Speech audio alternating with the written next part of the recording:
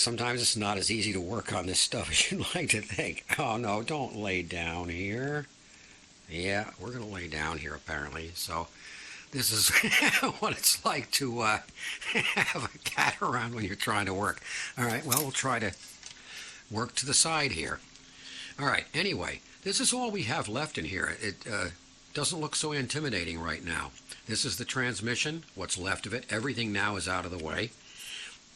This is only held in by 3 screws. And there's one part, this is the lifting rod for the arm. This press is pressed down by the slider and lifts the arm at the end of the record and also at the beginning when you first press the reject button. This part here, we're going to take this out. Notice how it's in here. It has a notch. You see those little holes there? And you see here in the bottom of this thing, there's also a notch right there. There's 2 notches there. They correspond with the 2 notches that are right there. So we're going to get this out of our way now because it's going to fall out if we don't. And put that into our bucket O parts to be cleaned. Now, there's only 3 screws to be taken out of this transmission to get it out of here. One of the unfortunate things about this is there's a linkage rod here from the reject on-off switch, which comes up to activate the switch and also to put it into reject. Can't take that off yet. I'm going to try taking this down, taking the transmission out and then unhooking the linkage after I get the transmission out. So we're first going to take this out of here. I can find the screw, there's one. Take this screw out of here, and then there's 2 up top side. Come on out. There we go. Helps to have a magnetic screwdriver. There's one. And now there's 2 up top. Yeah, it would be sure handy not to have a cat around working with us, but hey, he likes to help. He doesn't like to help, he likes the warmth of the light.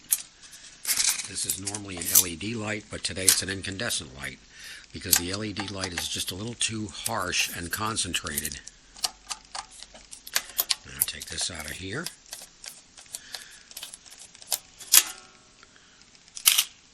And take this one out of here. And you can see our transmission's dropping down now. Now we're going to see just how far. Oh boy, there we go. I probably should have, in retrospect, taken this overarm out. It would have been a lot easier. Now the transmission has dropped out of the way. Now you can see the rod here. I'm going to see just what holds the rod in here, if anything. I don't know if I can take this out like this or whether I have to take it out from the other side. Probably take it out from the other side. What I'm going to do is feed the rod out of this bracket here. Well, actually, you know what I'm going to do? I'm going to take the top knob off here, this knob, take the nut out and just take the whole assembly out. But anyway, there is the whole transmission out. Now, I'm not going to take this any farther apart because you don't need to. I'm going to clean it with the oven cleaner, and I'm going to clean it with the oven cleaner, get all the old dirt off. Oh, it just came off. All right, there it is. It's out of the way now. Good. All right. Have fun with that later, putting it back on. I'm sure it'll be okay.